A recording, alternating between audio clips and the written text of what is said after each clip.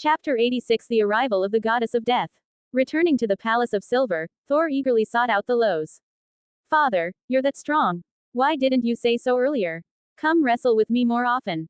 Thalos was speechless. Why would a father, who hadn't wrestled even female giants in years, want to wrestle with his stinky, foolish son? What would he gain from that? Of course, Thalos didn't want to crush Thor's spirit, so he said mildly, it's merely another application of the Earth's power. After Thalos explained, Thor fell silent. The reason Thalos could unleash such overwhelming power was because he used the sword of Jotunheim as a medium, channeling the Earth's power continuously. His strength wasn't limited by his body, it depended on how much Earth energy he called upon. Father, isn't that cheating? Thor complained. Oh, then isn't Hrungnir's metallic skin cheating too? Frost giants aren't born with stone or metal bodies. If he can reinforce his organs, muscles, and bones with Earth's power, why can't I summon it to suppress him? Thor had no retort. Listening carefully, he realized, it was basically two avatars of the Earth duking it out. Whoever could channel more Earth power would win. Now Thor understood why Hrungnir had been willing to surrender. Father, if I use this method too. Yes, theoretically your strength would also have no upper limit. But remember, whether Aesir or giant, the amount of power you can store inside your body has a cap. The more Earth power you hold, the less lightning power you'll be able to wield, and your control over it will weaken. Ah, remember, you are the god of thunder, not the god of hammers, or some mere strongman. I understand, Thor bowed humbly. Watching his son leave, Thalos couldn't help recalling the battle between Thor and Hrungnir in the old sagas. In that tale, the strongest giant discovered that the Aesir didn't fight fair and would gang up to kill him. So he arranged for a false giant to fight in his place the next day. During that battle, when Thor shattered the decoy's flint weapon, fragments flew into Thor's skull. Even though Thor later found a witch to remove some shards, he was left with chronic headaches, which permanently lowered his maximum potential. When Hrungnir resurrected, during Ragnarok, the Aesir were terrified. In this life, Thalos had helped Thor sidestep that disaster entirely. About a year after subduing Hrungnir, Thalos finally received a new signal. That day, the sky over Jotunheim suddenly turned pitch black. Moments earlier, the ever-present cold mist had shrouded the mountaintop palace. This tower personally overseen by Odin stood stubbornly against the frigid winds. Together with the replica golden palace on the neighboring peak, it was meant to watch over the northern glaciers, where the cow Odhumbla continued to terrify the Aesir by unpredictably licking things out of the ice. Despite many frost and mountain giants swearing allegiance to the Aesir, Jotunheim remained vast and sparsely populated, a lonely, desolate land most of the time. The palace gates suddenly swung open. A retainer on horseback broke the eerie silence with urgent hoofbeats. Inside the palace, Loki watched his beloved Angerboda, drenched in sweat and writhing in agony. His face was full of guilt. My love, it seems this child will not escape the Aesir's notice like Jormungandr did. He, or she, will likely be a true god. The giantess forced a smile. Isn't that a good thing? Every Aesir god is irreplaceable. Giving birth to a true god will elevate your standing among them, won't it? Let's see who dares call you, just a giant, again. Loki's smile was strained. Among the Aesir, Loki was known by many titles: God of Fire, God of Mischief, God of Trickery. He proudly bore those titles, but pure-blooded Aesir didn't truly recognize them. Only those with giant blood accepted him. Long ago, Thalos had ruled. A true god is chosen by the world's will, not by bloodline. The fact that the god king acknowledged him was Loki's greatest comfort. Yet Loki, astute as ever, knew his position was precarious. He sighed. Let's first see how Odin reacts. Even with their relationship frozen, Loki still nominally served Odin. As long as that bond wasn't officially broken, Loki had to maintain appearances. Meanwhile, a strange rumor spread through Jotunheim. Some of the giants Odin had slain were resurrecting. Hundreds of them, in undead form, were gathering into a massive army to march against Odin's fortress. The news deeply unsettled Odin. To him, the boundary between life and death was thin. His brother held the death authority and could keep fallen warriors as Einherjar. If this new god possessed resurrection powers, wouldn't that clash directly with his brother's divine domain? Odin could feel it, a shift in fate. He was both excited and nervous. Such a divine authority could shake the foundations of his brother's rule. Odin was determined to protect this new god at all costs. Especially after receiving word from Loki's servants, Odin saddled his steed and took his son, Bragi, the god of poetry, with him to visit Loki. He was ready to offer blessings immediately. However, he hadn't even reached Loki's palace when he was startled. A giant's corpse stood guard at the palace gates. A corpse. The frigid air had preserved it. Though its shriveled features were hard to recognize, the gaping wound at its heart, inflicted by the eternal spear, was unmistakable. Its lifeless eyes stared blankly, yet it stepped aside, clearing the path. Odin was aghast. This is the power of death. Even Odin was shaken. Bragi was downright terrified. Soon, they saw some of Loki's mortal servants, trembling as they saluted. Great Lord Odin, our master Loki awaits you inside. What's happening? Odin asked. The servants dared not answer. You'll see inside. Entering the great hall, Odin first felt relief. It was a lovely little goddess, pink-cheeked and exquisitely delicate, a budding beauty. Then he took a second look, and almost suffered cardiac arrest. What kind of monster was this? Her left side was skinless, showing only withered muscle. A bloodshot, lidless eye twitched wildly. Her left arm and leg were curled up like a dead fetus. The right side was that of a goddess, the left, a horrific ghost. Perfect beauty and ultimate ugliness, fused into one half and half. The irony was overwhelming. Check out my Patreon for plus 200 additional chapters in all my fanfics. Only $5 per novel or $15 for all. www.patreon.com/mutter closing square bracket. Plus 50 power stones equals plus 1 extra chapter.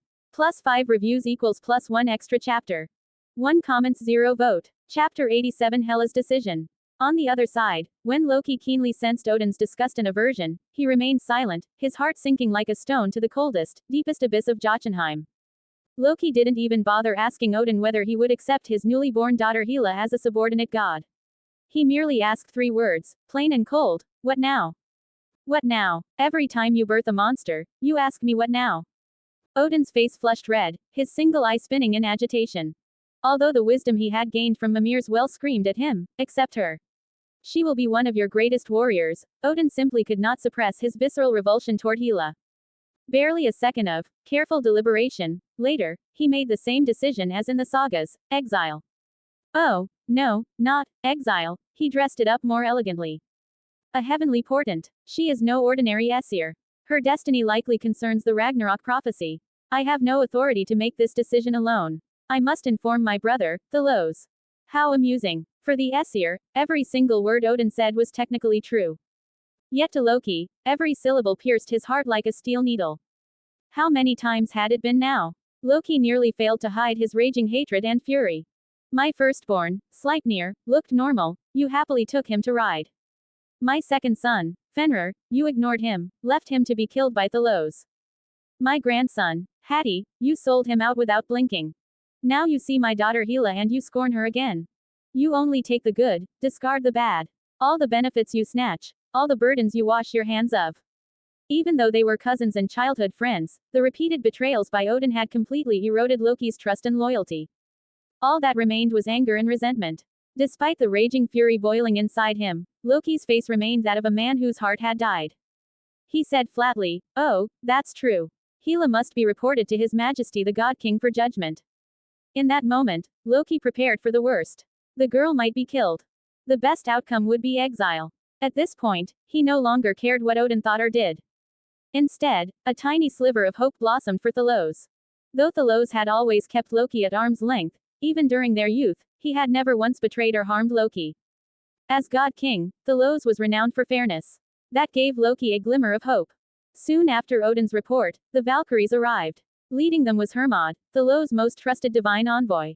His presence made the summons feel profoundly official. Odin, Loki, His Majesty God King Thalos requests that you bring Lady Angerboda and Lady Hela to the Palace of Silver.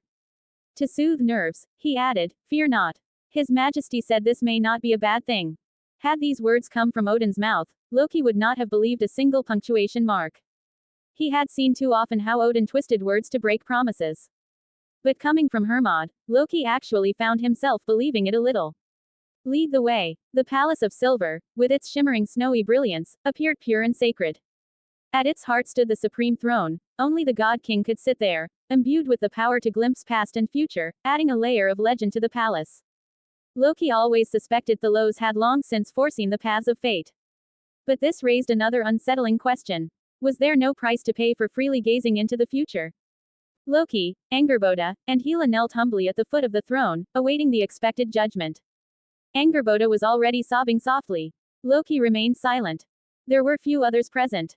Only Thor, Tyr, and Gulveig. Against all expectations, Thalos immediately rose, slowly descending the steps while drawing a black-bladed divine sword. He approached the stone altar where little Hela lay. No, Angerboda cried out, her voice breaking, but Loki swiftly clamped his hand over her mouth and gripped her shoulder. Even though she was a giantess far stronger than Loki, his grip rooted her in place. Loki's extraordinary senses told him something surprising. Thalos had no intent to harm their daughter. Standing before the altar, Hela opened her eyes. One was a clear, beautiful eye, the other a clouded, lifeless corpse eye, both staring straight at Thalos. Logically, it should have been a terrifying, horrifying scene. Even Odin turned away, unable to bear the sight. Only Thalos remained utterly calm. Rest assured, I will not harm you. Shockingly, Hela actually nodded slightly and let out a soft, raspy chuckle. The Aesir, born as a warrior race, matured mentally and physically at an astonishing pace. Most could wield weapons competently by age 3 or 4. Yet even among them, someone like Hela, so clearly understanding her situation immediately, was exceedingly rare. Angerboda gasped, covering her mouth in astonishment. Thalos' lips curved faintly. Being tormented by death's power, it hurts, doesn't it? Though I would say it is your destiny, if you truly wish, you may transfer a portion of that power into this sword. From this day forward, every time you ask, I will answer. It will indeed steal some of the strength that rightfully belongs to you. In exchange, you will gain the beauty a goddess deserves. The choice is yours. His words stirred a storm of astonishment among the listeners. None had imagined the famed 9 swords of the 9 worlds in Thalos' possession had such capabilities. He spoke true. Though he had 9 swords, their power levels were far from equal. The strongest were, of course, the sword of Jotunheim and the sword of Muspelheim, each forged from the souls of 2 primordial giants. Next was his personal weapon, the sword of Asgard. The remaining 6 swords, while still potent, lacked that divine soul boost, powerful but not on the same level. The sword he now offered, Sword of Helheim, was an incomplete one. However, if imbued with Hela's origin power, it would soar from second-rate to a top-tier divine sword. Hela's 2 mismatched eyes swiveled thoughtfully. It took her only a few seconds to decide. Her withered, skeletal hand slowly reached out and gripped the blade of the Sword of Helheim. Check out my Patreon for plus 200 additional chapters in all my fanfics. Only $5 per novel or $15 for all. www.patreon.com/mutter closing square bracket. Plus 50 power stones equals plus 1 extra chapter. Plus 5 reviews equals plus 1 extra chapter. 1 comments 0 vote. Chapter 88 The Goddess of Death. Work is work, life is life. Crack, the sound was like piercing a piece of dried meat. A moment later, a miracle unfolded. As a torrent of black aura surged into the pitch-black longsword, Hela's withered, terrifying left half began visibly to fill with vitality. This wasn't simply ballooning flesh, it was life-taking root. The dried-out cheek flushed with rosy pink, the clouded, horrifying eye grew clear, sprouting a beautiful eyelid. Her left torso, arm, and little foot, all, in the span of a few breaths, became indistinguishable from those of a normal infant. Even the palm pierced by the sword's edge now oozed bright red blood. Ah, my baby. Baby, you're okay. Angerboda shrieked and leapt forward like a madwoman. Loki couldn't stop her. Please calm down, the ritual isn't finished yet. Thor hurried over to restrain the giantess. Angerboda was just overly excited. She wasn't being unreasonable, and quickly composed herself. It's okay, baby. Mommy's here. If it hurts, you can stop. To everyone's astonishment, the newly beautiful baby Hela actually responded with a sweet smile. That smile made both Loki and Angerboda feel drunk with joy. It had been so hard. Of the 3 children they'd had, Hela was the first one who appeared relatively normal. They had thought themselves cursed, destined to stand in opposition to the Aesir. But now, it seemed, there might still be hope. Perhaps because so much of her power had been drawn out, Hela's head tilted to the side, scaring her mother half to death. But once they heard the baby's calm, even breathing, Angerboda relaxed again. Loki awkwardly leaned in. Your Majesty Thalos, about my daughter's condition. Overwhelming death energy would inevitably cause one side of her body to resemble a corpse. It's the price for wielding such power. Thalos shifted tone slightly. If she stores roughly 1/3 of her power into the Sword of Helheim, her strength will drop from top tier to first class, or perhaps to a level like Yul, the god of archery. But in exchange, she will gain beauty. It's her choice. For the first time in ages, Loki smiled sincerely and straightened his posture. I believe my daughter will strike the perfect balance between her duties to the Aesir and her own identity. Years passed. On the calm seas of Vanaheim, the musical sounds aboard the divine ship Skidbladnir were as joyful as ever. The dwarven musicians were still the same, but the dancing goddesses now had a new member. That's it, Hela. Don't stop the hand flourish, and twist your hips wider. Imagine you're drawing circles on the floor with your butt. Yes, Lady Freya, a beautiful black-haired goddess danced exuberantly under the sun. The golden bells on her bracelets jingled with every movement, and the translucent white ribbons on her body fluttered with her passionate performance. After the song, Hela skipped over, eyes filled with envy at Gulveig feeding Thalos grapes mouth to mouth.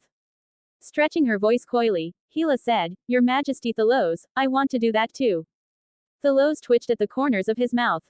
"Hela, that's a bit early for you. Does your Majesty dislike Hela?" She pouted, brushing her soft left shoulder against his chest. Thalos' face twisted in awkwardness. Pressured by her persistence, he could only mutter. "It's not that, Hela. It's just, maybe wait until you're 18, alright. Otherwise, what will the priests in my temple write about me? Any priest daring to write about girls under 18 would be burned at the stake." "Humph. Your Majesty always has strange principles." Thalos flicked her on the forehead. "Don't complain. That's order. I set the rules. I must be the first to follow them. Now, time for work again."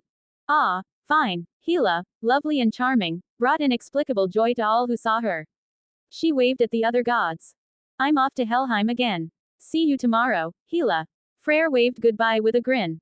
A flash of rainbow light, and Hela returned via Bifrost to the lower realm, the cold, gloomy underworld of Helheim.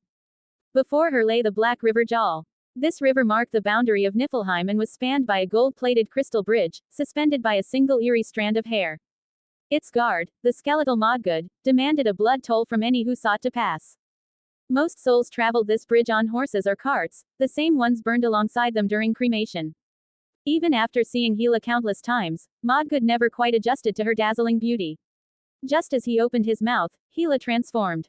Her right half remained lovely, but her left reverted to its corpse form. Her entire body now exuded eerie terror. Upon seeing her, Modgud dropped to one knee and reverently hailed the goddess of the underworld. Hela ignored him. Raising her corpse-like left hand, she studied it closely and muttered. "No matter how often I see it, I still find it disgusting. Even though I know this is my true form, each morning I wake to see my beautiful reflection, I can't help but believe that is the real me." She didn't bother whispering. Modgud trembled and pretended not to hear.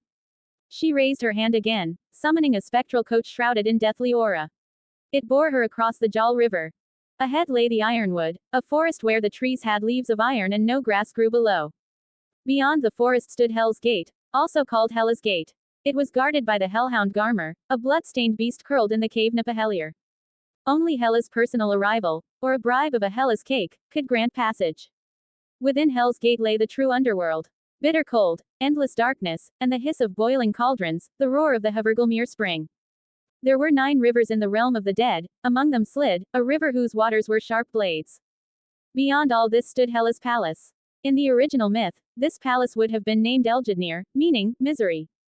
Her dining knife would be famine, her male servant, lethargy, her maid, sloth, her bedchamber, destruction, her bed, grief, and her curtains, conflagration. But in this life, all of that changed. Her palace was called 8 Hours, named after the 8-hour workday. She and Thalos had an agreement. As the goddess of death, she had to spend at least 8 hours a day managing the affairs of the underworld.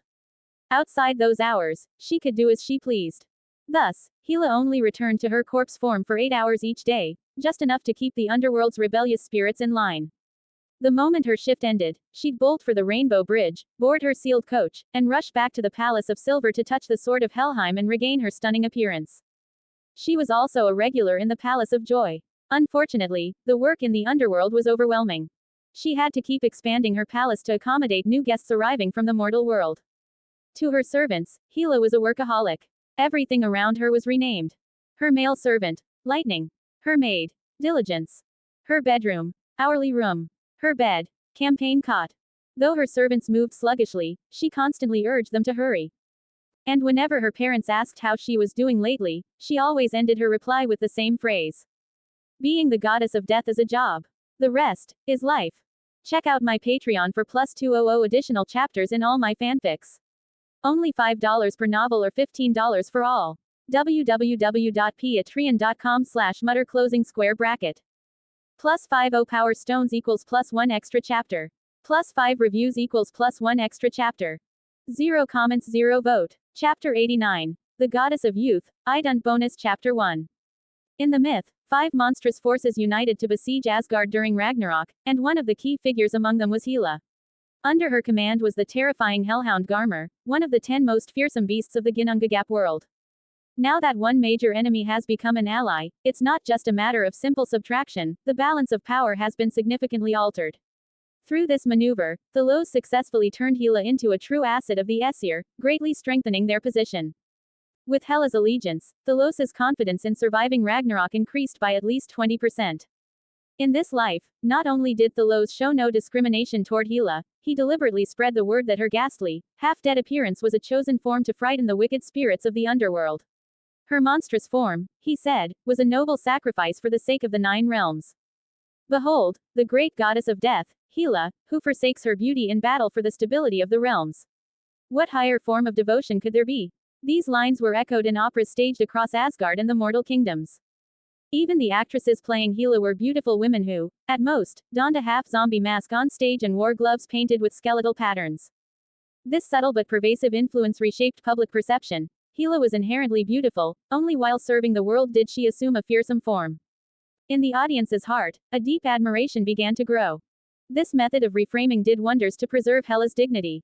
Even when Loki had secretly warned her that this could just be another one of Thalos' political ploys, young Hela had once asked Thalos about it directly. Thalos had replied, calm as ever, yes, I am winning your favor. And yes, I truly bear no prejudice against you. Every protector of world order is a vital asset to the Aesir, and to the world of Ginnungagap. If anyone dares to discriminate against you based on your appearance, they threaten world stability, and I will punish them without mercy. When Hela repeated this to Loki, he fell into a long silence. Father, is anything Thalos said wrong? She asked innocently. Loki smiled faintly. Thalos, perhaps, at his core, is a hypocrite. But he is a just god king. I can't say I like him, but I respect him. To pretend for a moment is hypocrisy. To remain consistent for a lifetime, is that not sincerity? Whether he admitted it or not, that was the truth. Thalos had kept his word. If any of Loki's children could still be redeemed, he would never push them to ruin. Hela's fate gave Loki's wounded heart the faintest trace of healing. Once, Loki thought those muscle-brained gods were unworthy of his respect, so he pranked them freely and earned the moniker, trickster god. At the same time, he both admired Thalos and deeply resented him for ordering his son Fenrir's execution. This left Loki caught in a cycle of contradiction. If he did nothing, his anger festered. If he went too far, he risked provoking Thalos' wrath and harming his newly legitimated daughter, Hela. Fortunately, Loki had come to a realization: Thalos was the ultimate master of balance. Whether Aesir, Vanir, or Giant, Thalos treated them all equally. The only ones who ever held key godhoods were his sons and bloodline. Once Loki understood this, he shifted his focus. Going forward, his tricks would target only the pure-blooded Aesir. Ironically, Loki never expected he'd become the victim of a prank himself. The Aesir had grown into a somewhat bloated and complex tribe. The smallest faction was Thalos' direct lineage, also the most powerful, and thus firmly seated at the top. Second came the pure-blooded Aesir and the Giants. In terms of individual might, Aesir had more finesse and magic, but their numbers were too few, barely 70 pure-blooded gods. Meanwhile, over 500 giants now lived within the divine realm, anchored by none other than the world's strongest giant, Hrungnir. Hrungnir alone could wipe out half the pure-blooded Aesir in a fair fight. The Vanir were at the bottom of the hierarchy, but no one dared bully them thanks to Freyer's favor with the god king, and Freya's near-queenly status. Over time, few even used the term Vanir anymore. So when it came to Idun, the goddess of youth from the Vanir tribe, most divine attendants simply assumed she was pure Aesir, especially after she married Odin's son, Bragi, the god of poetry. Beautiful and youthful, Idun presided over the golden apples that kept the gods eternally young. Though Aesir and Vanir had long lifespans, generally over 5,000 years, they still aged and could die. While gods like Bor and Thalos had no need for Idun's apples, many older Aesir relied on them monthly to maintain their youth and beauty. Since Idun's integration into the Aesir, the line for her apples had never once diminished. As for the apples themselves, a certain transmigrated god king privately scoffed, "These things are weak. If I could bring over a few of the peaches from the peach garden back home, they'd be stunned." Thalos never partook himself, but he didn't stop those who cared about appearances from enjoying them. Back to Idun. Her personality was absurdly kind. She had a kind of naive innocence, so pure, it bordered on foolishness. Gentle and warm-hearted, Idun believed every god, every giant she met was inherently good. She even insisted on believing that Loki was not a trickster, much less a dark or evil god. Thalos nearly choked. He tried to warn her, but Idun refused to listen. Of course, Thalos knew what had happened to Idun in the myth. But even he couldn't be on guard every day against someone like Loki. Thus, when the two-faced Loki played his next prank, there was nothing that could be done. In the world of Ginnungagap, even though Thalos had been spreading order and civility, some ideas persisted regardless of education. One such idea was, if you love a woman, just throw a sack over her and carry her home. This crude belief was firmly rooted in the minds of all giants. Every time Thalos recruited a new one, he had to assign someone to hammer these barbaric habits out of them. Never mind that his father Bor had done exactly that in the past. Unfortunately, Thalos could only train those within his reach. There was no fixing the wild ones still being licked out of the glaciers by the cosmic cow. Giants, too, could mutate. Loki was one example. Another was the new giant who had just emerged from the ice this day, Jazzy. Under normal circumstances, any newly thawed giant would be immediately noticed and controlled by Odin's forces stationed nearby. Those who agreed to join the Aesir stayed. Those who didn't were eliminated. Jazzy, however, was different. Like Loki, he was a shapeshifter, an extremely rare trait among giants. The moment he emerged from the glacier, he transformed into a massive eagle and flew off, completely evading Odin's detection. No one even knew he existed. Check out my Patreon for plus 200 additional chapters in all my fanfics. Only $5 per novel or $15 for all. www.patreon.com/mutter closing square bracket. Plus 50 power stones equals plus 1 extra chapter. Plus 5 reviews equals plus 1 extra chapter. 1 comments 0 vote. Chapter 90. Thjazi the Sackman. Thjazi's shapeshifting abilities were formidable. Even as an eagle, he managed to slip past the ever-vigilant Heimdall unnoticed. Day after day, he did nothing, just hovered around Asgard's periphery. And that's how he fell for Idun. Though Asgard appeared relaxed on the surface, the reality was quite the opposite. Every major city was patrolled by Valkyrie-led guard units. If someone so much as raised their voice, Valkyries would arrive on flying steeds in under 2 minutes. Within 5, the entire crime scene would be locked down. Thjazi wanted to make a move, but Idun was a total homebody. She never went out. He had no opportunity to snatch her. Then one day, while returning to Jotunheim, he spotted Loki, the traitor of the giant race. With a dramatic dive, the giant eagle with an 8-meter wingspan scooped Loki into the sky. Put me down. Let me go. Loki's cries echoed through the air. Shut up, or I'll drop you to your death. Though he could have escaped in bird form, Loki, ever the drama king, covered his mouth and played the frightened victim. Thjazi snarled, "You traitor to your own race. You should have rotted in hell ages ago. But I'll give you one chance. Bring me the goddess of youth, Idun. Trick her into the ironwood somehow. If you fail, I'll kill you the moment you leave Asgard's protection." Honestly, Loki almost burst out laughing. After all, he was the god of mischief.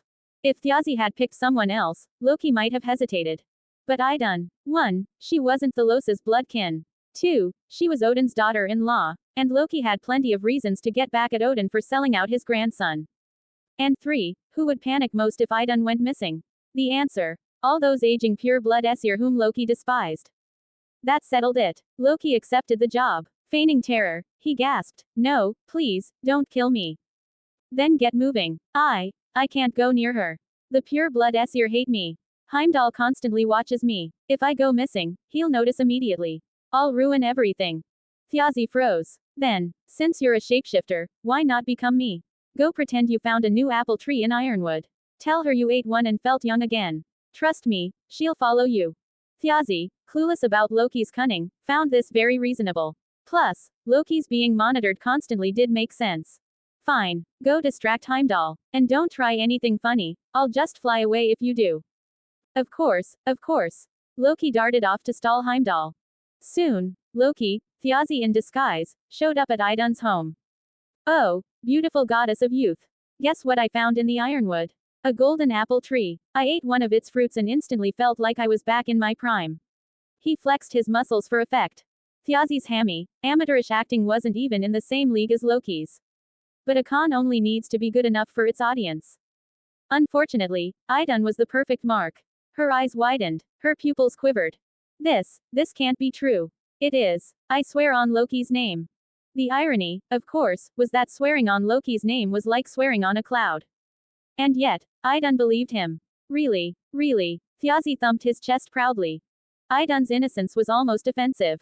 With heartfelt joy, she exclaimed, I must see it for myself. She even brought a few real golden apples for comparison. After quickly packing a few items, she followed Loki to the edge of Asgard's cliffs. Loki, why aren't we using the Bifrost? The fake Loki smirked. This way is faster. Before she could respond, he transformed into a massive eagle and snatched her up, soaring beyond Asgard's wall and diving down to the mortal world.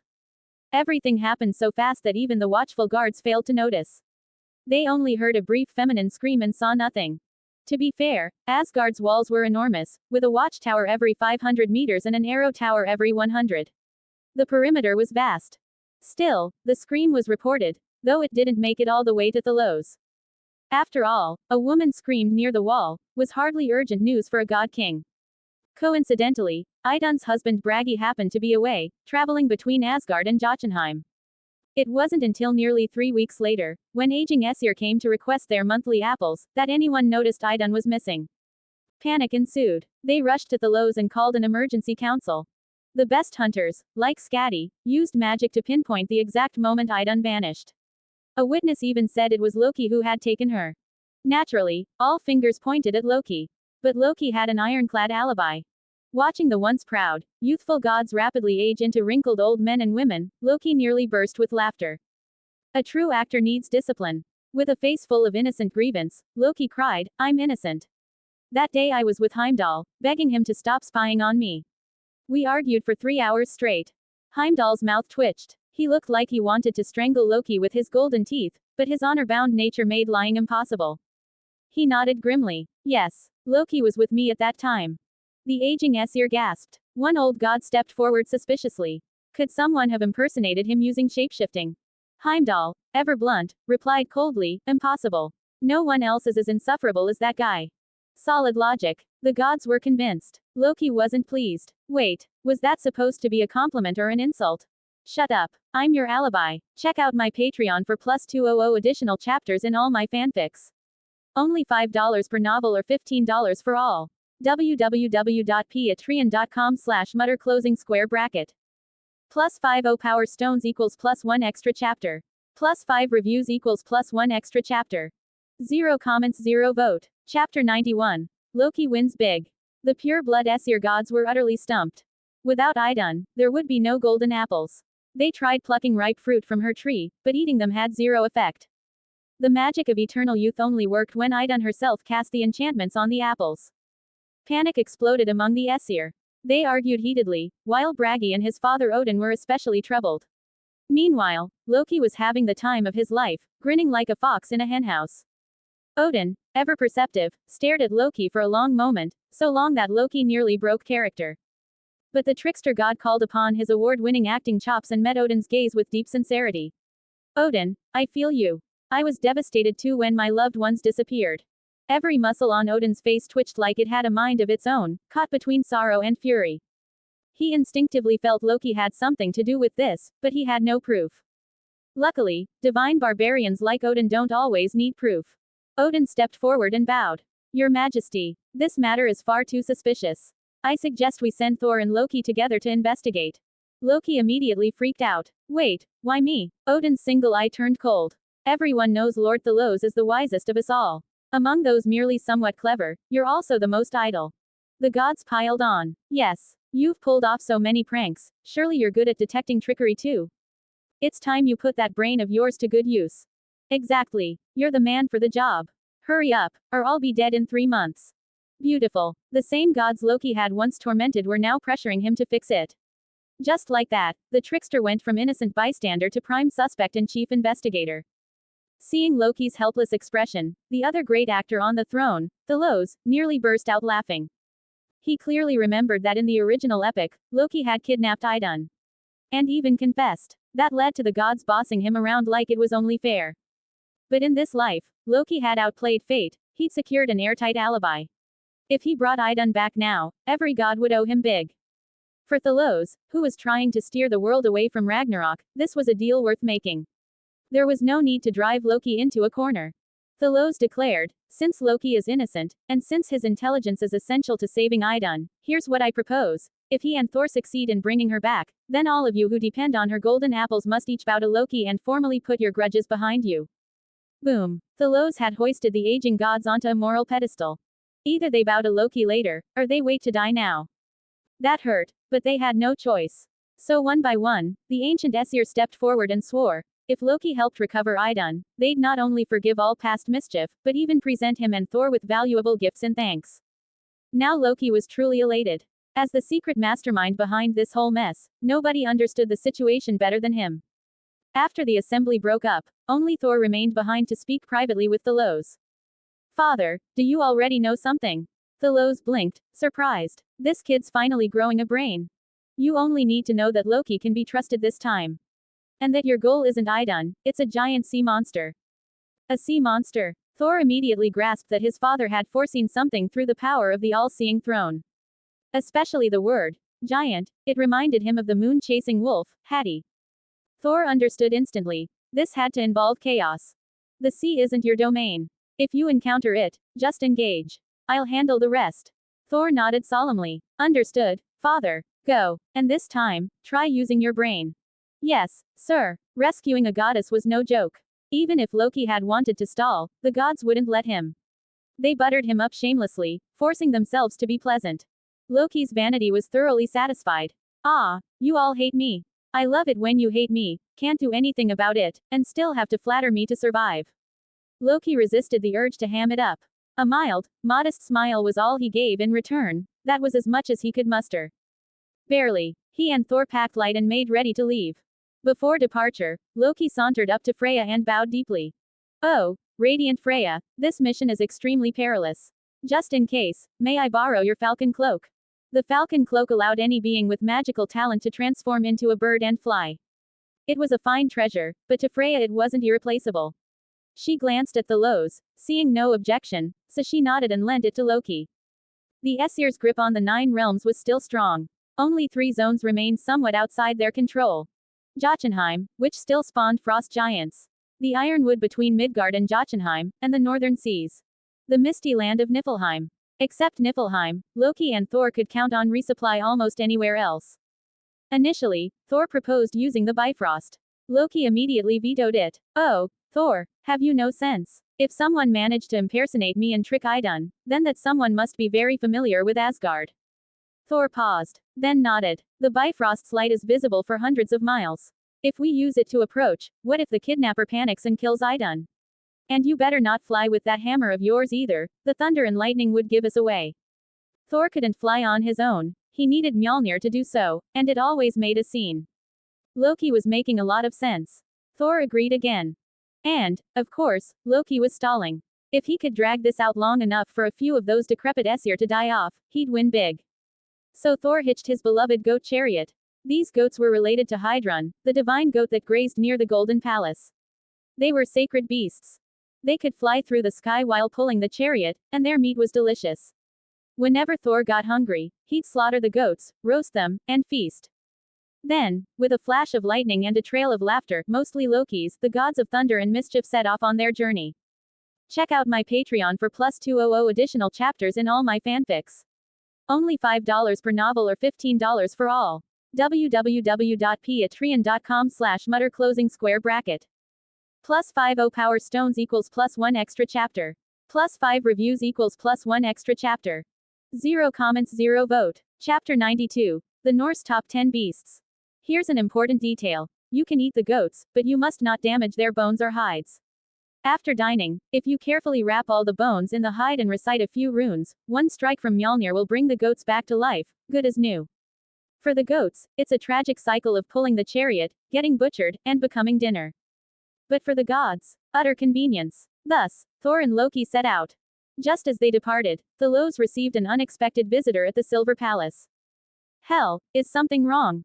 Thalos looked slightly surprised. Tonight, Hel was stunningly dressed. A black silk evening gown with a high slit along her right leg, a low neckline, and a gracefully mature figure, all easy to misinterpret.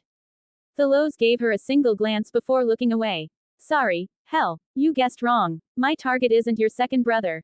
Ah, your majesty, you knew why I came. Hel's face flushed bright red, embarrassed beyond belief. Thalos lifted a glass of ale, swirling it slightly to release its rich aroma. Asgard had the famed mead from the magical goat Idun, but even that grew tiresome with time. He had banned mortal brewing for years, only recently lifting the ban in limited batches, making this drink a rare luxury. Jormungandr, I assume, Thalos said after a sip.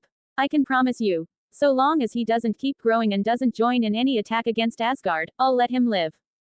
Fate had quietly changed course years ago. Ever since Thalos reeled him in, Jormungandr had continued to grow, but nowhere near the world-encircling monster described in the epics. Whether because the oceans were now physically separated or due to Thalos' warning, the serpent had developed cautiously, avoiding reckless consumption of chaotic power or mass predation. Today, Jormungandr could, at most, be called the king of one of the seven seas. This level was well within Thalos' control. Thor, as he stood now, could defeat Jormungandr on land without taking a scratch. Let's not even mention Thalos' secret weapon, removing the plug to drain the sea dry. The gods knew Thalos held dominion over the ocean. What they didn't know was that, when reshaping the world, he deliberately left behind this contingency plan. With the situation under control, Jormungandr's death was no longer a necessity. Hel let out a long sigh of relief. No matter what, he's still my brother. Thalos turned toward the window. To me, there's only one kind of being worthy of the word. Monster, the kind that's uncontrollable, reckless, and hell-bent on opposing the Aesir. Hel pressed her lips together. She knew Thalos was referring to Skoll, son of Fenrir, the sun-chasing wolf. My father and I have no objections regarding Skoll. But she hadn't mentioned her mother. That couldn't be helped. Angerboa harbored an almost obsessive love for every one of her children. I believe the Aesir and Loki's family can coexist, Thalos said. You may leave. Thank you, Your Majesty. Hel bowed respectfully and quietly exited. Thalos downed the rest of his drink in a single motion. Chaos really is a pain in the ass. In Norse mythology, 10 beasts were considered the most terrifying. Loki's family alone accounted for half. Fenrir, the world-ending wolf. Jormungandr, the world serpent. Skoll, the sun chaser. Hati, the moon chaser. Garmr, Hel's hellhound. Now, 5 of the 10 were either pacified or kept in check. Thalos' gaze turned sharp. Let's see how powerful Ragnarok still is, after I've dealt with all 10 monsters. Meanwhile, not long after Thor and Loki had set out, Loki, true to form, suggested a detour to Alfheim. They've got some great honey. Let's rest there for the night. Thor, who was hungry anyway, immediately agreed. The two foodies headed to the home of some light elves. As divine servants, the elves recognized Thor at once and laid out their best offerings. But their vegetarian fare was far too bland for Thor, so he butchered one of his goats. The scent of roast lamb, spiced with cumin, a new world flavor invented by Thalos, filled the courtyard. The elves, who had never eaten anything so flavorful, were soon gnawing away with greasy mouths. After the feast, Thor went to bed, but not before repeatedly warning everyone, don't touch the bones. The goats must be resurrected. The cunning Loki noticed one curious young elf, Jalfi, looking too interested. So he loudly repeated the instructions. Sure enough, that night, Jalfi couldn't resist. He gnawed a hole in one of the bones and sucked out the marrow. The next morning, Thor tried to resurrect the goats, one came back with a limp. The chariot couldn't fly anymore. They'd have to wait while the goat healed. And no eating goat meat in the meantime. Thor was furious. The embarrassed elves apologized profusely. As punishment, Thor took Jalfi and his sister Roskva as his servants. Without a flying goat chariot and unable to use Mjolnir too flashy, Thor had 2 flying elves and bird-transformed Loki form a sling net to carry him. In the Ironwood, Loki unexpectedly discovered traces of the shapeshifter Jazzy. To his surprise, Jazzy had actually built a fake golden apple tree, painting apples with golden powder to mimic Idun's fruit from a distance. Apparently, it hadn't been used. Nearby, they found Idun's dainty footprints. Thor was puzzled. Why didn't he just abduct her directly? Why bring her here? Loki shrugged. Maybe he really wanted to win her heart. That's ridiculous. Your grandpa Bor kidnapped your grandma that way. Didn't stop them from falling in love. Loki's mouth could piss off a god. Did he really have to bring up the clan's darkest scandal? Thor changed the subject. Any leads? Looks like Idun tricked him into flying her here. Loki pointed to a fragment of golden apple wedged in a tree. He leapt up, retrieved it, and said, "She's using these as breadcrumbs for anyone tracking her." "Then let's go." The two gods and two elves followed the trail northward, until they reached the massive ocean separating Midgard from Jotunheim. Check out my Patreon for plus 200 additional chapters in all my fanfics. Only $5 per novel or $15 for all. www.patreon.com/mutter closing square bracket. Plus 50 power stones equals plus 1 extra chapter. Plus 5 reviews equals plus 1 extra chapter. 1 comments 0 vote. Chapter 93. Hit the jackpot. Thor turned to Loki. "Should we fly?" Loki rolled his eyes. Fly? How would he stall for time, then?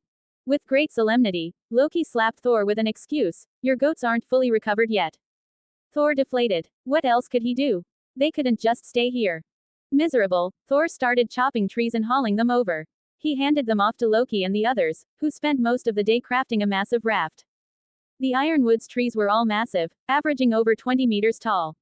With Thor's strength, it didn't take long before they cobbled together a crude but sturdy raft, about 60 meters long and 20 meters wide. Thor had to admit, he was good at brute labor, but Loki was the real craftsman. Loki didn't lift a finger himself. He just pointed and instructed the two servants to carve mortise and tenon joints that locked the timbers together. The raft looked rough, but it was solid. Even if the binding ropes snapped, it wouldn't fall apart. Then they used the hides of forest beasts and plant fibers to make a simple sail. Before departure, Thor frowned. Wait a second, Loki, what if Idun was taken to Jotunheim? If so, why are we bothering with all this? Wouldn't it be better to just set out from Odin's fortress?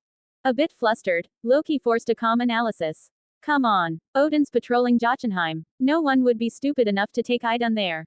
I'm guessing she's on an island somewhere out at sea. Alright, you convinced me. For the Aesir and light elves, the sea was a novelty. At first, riding the wind on a raft was exciting. After a few days, they were thoroughly sick of it. Naturally, Thor kept asking the same question. Loki, are we lost? Loki, eager to delay further, rolled his eyes and replied, even if Idun dropped golden apple fragments, fish would have eaten them. We don't have any leads. What else can we do? Wander. Once we run out of food, we'll fly. Thor brightened. My goats seem mostly recovered. What if? No. Loki shut him down immediately. Out at sea, the weather changed on a whim. That afternoon, the skies opened up with a torrential downpour. Waves battered the raft so fiercely it seemed like they might snap it in two. Despite appearances, the raft was sturdier than it looked. But every part of it creaked and groaned in alarming ways, like it might splinter any moment. Thunder echoed in the distance, familiar to Thor, but the rolling whitecaps made his stomach twist. The sea was the only battlefield he wasn't good at. The storm worsened. A huge triangular wave, at least 15 meters tall, formed in the distance, terrifying their two servants. Thor tried to reassure them. Don't worry. My father, Thalos, is god of the seas. He'll protect us. He wasn't wrong. The towering waves would dissolve as they neared the raft. The fierce surges faded as though someone smoothed the water by hand. Loki, watching it all, felt a stab of envy. Having a god king for a dad, one who controlled the oceans, was very convenient. Any normal boat would have sunk already. The only trace left might have been a single mast or a scattering of planks. Suddenly, a haunting song drifted over the waves. It was soft and enchanting, more alluring than anything Thor had ever heard. Maybe only 3 or 5 goddesses in all the realms could compare. Not that their voices were worse, but this one was dripping with seduction. Most goddesses wouldn't even attempt it out of modesty. As that, a mermaid. In the distance, several mermaids, with clamshell bras frolicked in the waves, flashing sweet smiles and waving them over. Come this way, it's safe. They seemed to beckon. Thor looked tempted. He turned to Loki, only to see Loki shudder. My mother, Laufey, always said, the prettier something is, the more dangerous. Thor almost wanted to laugh. Your mother was a giant. She taught you that. Before he could respond, boom. A dull thud hit the bottom of the raft, followed by a loud crack. Their two servants went pale. Don't underestimate the ironwood's lumber. It was absurdly tough. For something to crack it, that had to be incredibly strong. Then the mermaids split their faces open like blooming flowers, revealing rows of grotesque teeth. At the same time, the sea rose, as if swelling from below. A massive surge of water lifted the raft straight up. Waves exploded from both sides, flooding the deck and pushing them into the air. Fly. Thor couldn't take it anymore. He summoned his goat chariot and cracked the reins. The goats soared, carrying all 4 of them into the sky. Barely 3 seconds after they left, the raft below them exploded in a crunching scream.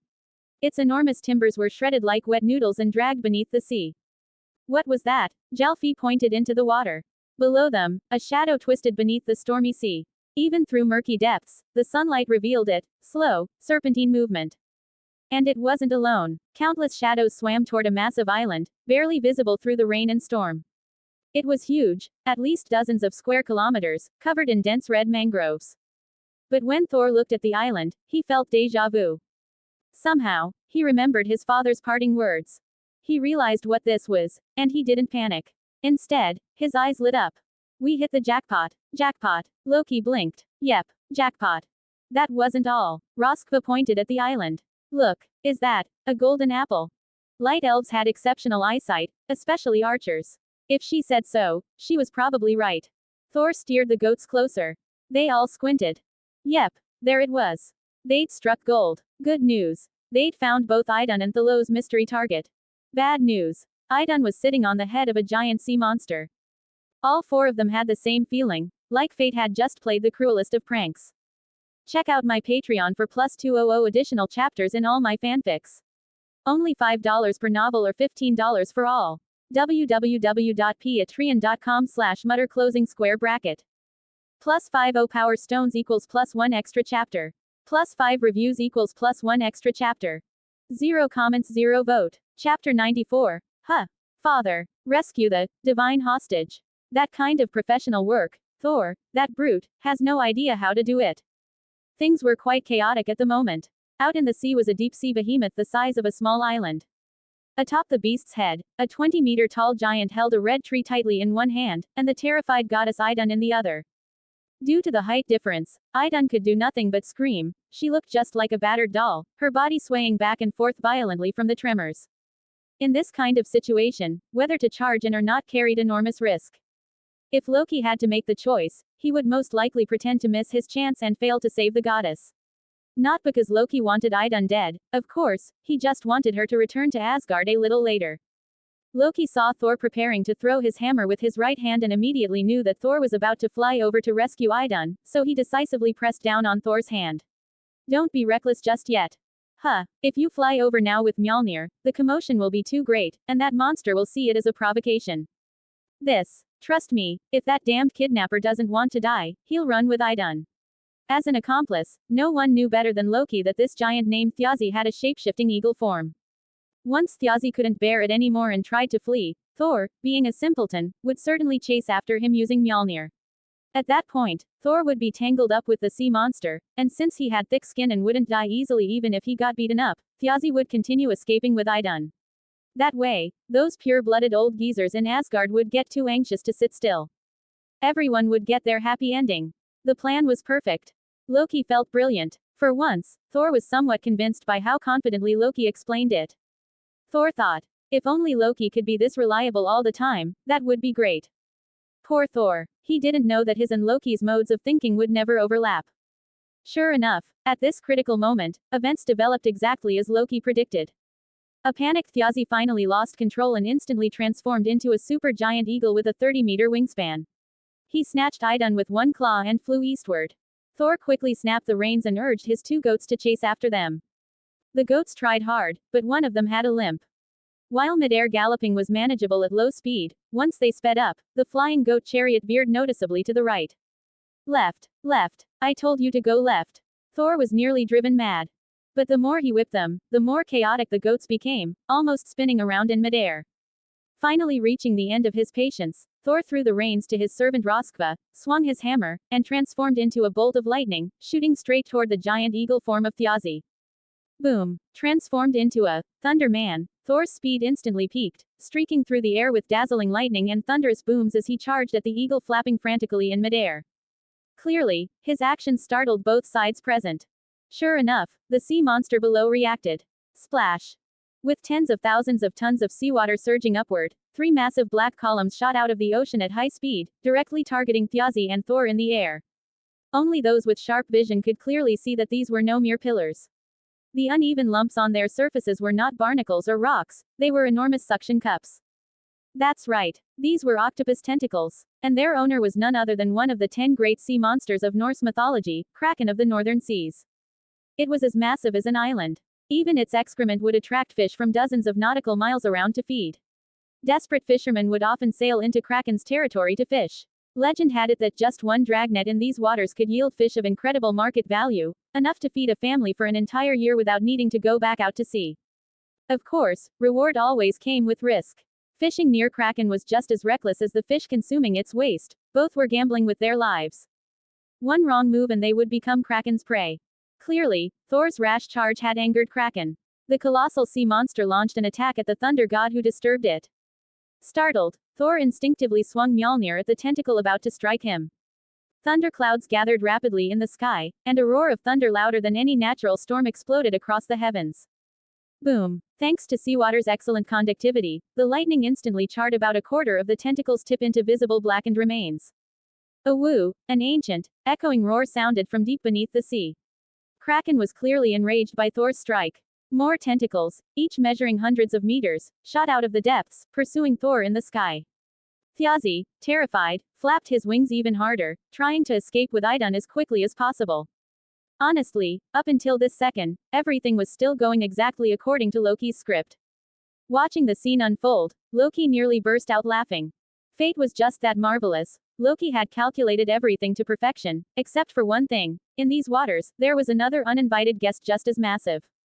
Splash! An enormous surge of seawater erupted from the depths again. No one expected that this time, the one pushed to the ocean surface was Kraken itself. Atop its twisted octopus head grew a large patch of deceptively natural-looking red mangroves. Below that, its two massive black eyes, each large enough to fit two giants, flashed with visible fury. Its many tentacles, each capable of anchoring a 10,000-ton ship, thrashed in a panic. As the tentacles broke through the surface, they turned from ink black to bright red, revealing their true form. Only then did onlookers realize that Kraken was being lifted out of the water by a massive, differently colored tail. A snake's tail. A furious voice echoed from beneath the sea, sharp and grating like nails on glass. Hiss, hiss. Who's making thunder and waking me? If Kraken could speak, it would probably have screamed its innocence. The one making thunder was Thor. What the hell did it have to do with Kraken? Kraken's body was already enormous, and now that it was being hoisted to the surface by a white snake tail, its full size, head and tentacles included, spanned well over 2,000 meters. And this colossal creature was now being tightly coiled and bound at the midsection by the long snake tail, its head and tentacles squeezed together as if it might be torn in half at any moment. Kraken's proud limbs tried to coil back in retaliation, only to find there was no grip. The snake's tail was smooth and covered in scales, impervious to its suction cups. Then, as a massive white serpent head, bearing a strong resemblance to a Jormungandr-like dragon, rose from the water, the world serpent, Jormungandr, who had been ready to unleash its fury, suddenly froze in place. Staring at Loki, it said in disbelief, "Huh. Father. Check out my Patreon for plus 200 additional chapters in all my fanfics. Only $5 per novel or $15 for all. www.patreon.com/mutter closing square bracket. Plus 50 power stones equals plus 1 extra chapter. Plus 5 reviews equals plus 1 extra chapter.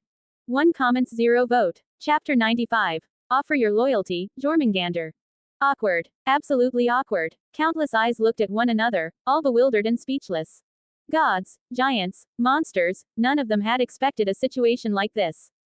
The devious sirens, in their equal opportunity malice toward all sea travelers, had deliberately lured Thor and his group into Kraken's territory. Kraken, acting purely on instinct, attempted to hunt its prey, unwittingly scaring a certain giant kidnapper. The giant tried to flee, and Thor, misunderstanding it as an execution attempt, was forced to go all out in pursuit. That flashy, lightning-filled flight disturbed Kraken, triggering retaliation from the colossal octopus. Then, the deafening thunder set off a chain reaction that woke the world serpent, Jormungandr, who happened to be sleeping in this part of the ocean. Grumpy from being woken up, Jormungandr, without bothering to sort out right from wrong, smashed Kraken first. And that wasn't even the wildest part. Thor, elated beyond measure, shouted, "Loki. So it was all part of your plan." Plan? What plan? I didn't even know my son had grown this big. How could I have planned anything? Loki was just as dumbfounded. But that didn't stop him from putting on a show. He would have loved to take all the credit, but didn't dare, so he said stiffly, "No. This was all thanks to the divine foresight of His Majesty, the god King Thalos. Jormungandr, what are you waiting for? Now's the time to show your loyalty to the Aesir. Again, Thor's thought process was completely incompatible with Loki's. The gullible Thor didn't realize Loki was just talking out of his ass. You predicted this. Predicted what? Loki stayed confused but played along. Yes, I predicted it. Yet Thor's reaction sparked a terrifying thought in Loki's mind. Wait a second. Could this entire chase have been orchestrated by the god King Thalos from the start? While Loki was in a daze, so was Jormungandr. It hadn't seen its father since being cast into the sea, and now, upon their sudden reunion, before it could even feel joy, it heard Loki say something about proving loyalty to the Aesir. Jormungandr had stayed out of worldly affairs for a long time. But it vividly remembered how, long ago, it had merely glanced at the god King Thalos and was instantly captured. That terrifying, helpless scene had haunted its dreams ever since. Now it seemed, its father was still part of the Aesir. And that Aesir over there was his companion. Well, then, I guess I'll help. Jormungandr, though a specialist in world-ending destruction, had one admirable trait: it was extremely filial. When Loki spoke, Jormungandr listened. No longer hesitating, it surged with strength, hoisting the island-sized Kraken high above the water. This was a sheer victory of scale. With a body over 10 kilometers long, Jormungandr could easily accomplish such brute feats. Jormungandr figured that helping the lightning-wielding god kill Kraken would be a solid contribution. Who could have expected? It wasn't Thor who struck next. A sudden celestial phenomenon exploded above, drawing everyone's attention. Just moments ago, the sky had been blanketed in dark clouds. Now, it blazed with light. This was literal fire in the sky. Flames, thousands of degrees Celsius hot, rolled across the clouds in waves. This was absolutely no natural occurrence. Loki, who had just been bragging moments ago, stood utterly stunned. Even Jormungandr, still wondering why its father was pledging loyalty to the Aesir, instinctively shut its serpent mouth in awe. From within the blazing clouds, a red line streaked downward from the heavens, slicing Jormungandr's view of the sky in two. The fire clouds behind the tip of the red line spun rapidly, channeling fire elementals into its point. And the tip, it was visibly growing larger. This wasn't a trick of perspective. The tip was truly expanding. Loki didn't know who was wielding this power now, but he recognized the weapon at the red line's head, the sword of Muspelheim. According to legend, the god King Thalos forged this divine sword from the sealed, unyielding soul of Searcher, the progenitor of the fire giants, whom he had slain. Now, after all these years, Loki saw it unleash its power again. Below, Kraken was seized by an overwhelming sense of dread, so unfamiliar, yet instinctively it knew, if it took that strike, it would be utterly obliterated. A woo, a shrill, wretched scream escaped it as its soft, island-sized body abruptly shrank inward. Relying on its octopus-like softness, Kraken managed to catch Jormungandr off guard, slipping loose before the serpent could tighten its grip. Just then, the voice that had haunted Jormungandr's nightmares rang out beside it. No matter. If His Majesty the God King said so, then of course Jormungandr immediately released its tail. The Kraken, feeling like it had been pardoned, tried to flee, but it was already too late. A massive surge of seawater betrayed it. The power of the ocean erupted without warning, pushing Jormungandr's tail aside and forcing Kraken, who was trying to retreat into the deep, back up to the surface. Too tragic. Had it been fighting literally anyone else, Kraken could have escaped even if it lost the fight. But now it had the world serpent blocking the path below and the god king himself attacking from above.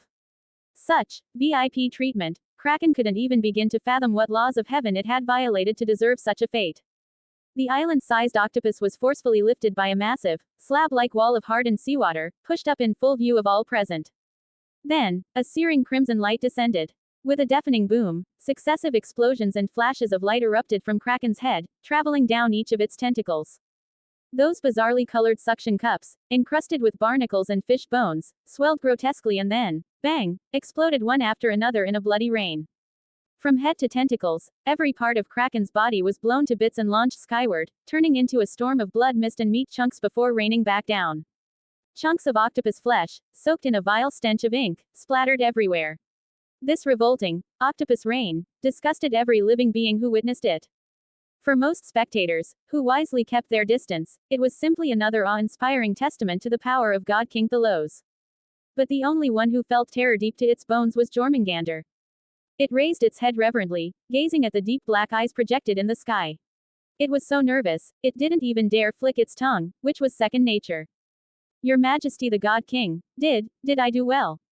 Jormungandr asked cautiously. You did well. God King Thalos, noticing Jormungandr's unexpected arrival, couldn't help a twitch in his facial muscles. This hadn't been part of his plan. Jormungandr asked again, if I offer my loyalty to your majesty, will I be allowed to live? As the world serpent, Jormungandr's humility at that moment could not have been more extreme. Meanwhile, on the flying goat chariot, Loki had also fallen to his knees, deeply bowing in silent plea on behalf of his son. In the sky, those divine eyes seemed to sigh. You are not like your mad older brother, Fenrir. At the very least, you still possess reason. So long as you cease to grow further and remain untouched by the power of chaos, you may stay in Midgard. Check out my Patreon for plus 200 additional chapters in all my fanfics. Only $5 per novel or $15 for all. www.patreon.com/mutter closing square bracket. Plus 50 power stones equals plus 1 extra chapter. Plus 5 reviews equals plus 1 extra chapter. 0 comments 0 vote. Chapter 96. Someone's bound to be unhappy.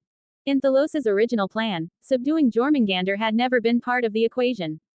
So when Jormungandr suddenly stepped forward and pledged loyalty to the Aesir, it was completely unexpected. After all, in Thalos' eyes, the 10-kilometer-long world serpent had absorbed a considerable amount of chaotic energy and was just about ripe for termination. Who would have thought that Loki, ever so cunning, would figure out Thor and Thalos' plan, get Jormungandr involved, and help take down the Kraken? Even as a fellow god king, the Odin of epics could shamelessly break his promises and find every excuse not to pay his dues. Thalos wasn't the type to stoop to that level. Of course, he left a little loophole: no further growth. If Jormungandr continued feeding greedily and absorbing the chaotic energy near the Midgard continent, its length would inevitably exceed 100 kilometers. That's a terrifying number. To mortals, it would be a literal mountain range. Thalos believed his demand was already quite harsh. He hadn't expected Loki and his son to accept it without hesitation. Please, Your Majesty the God King, grant my son a chance to live. No matter how painful it may be, Jormungandr is willing to endure it. Loki being willing to say that wasn't surprising. What was rare was that Jormungandr agreed. But really, Thalos had no idea how terrifying his own presence had become. Think about it. When Jormungandr was still a tiny serpent, it nearly died just from seeing Thalos from afar. After finally growing to 10 kilometers long, what does Thalos do?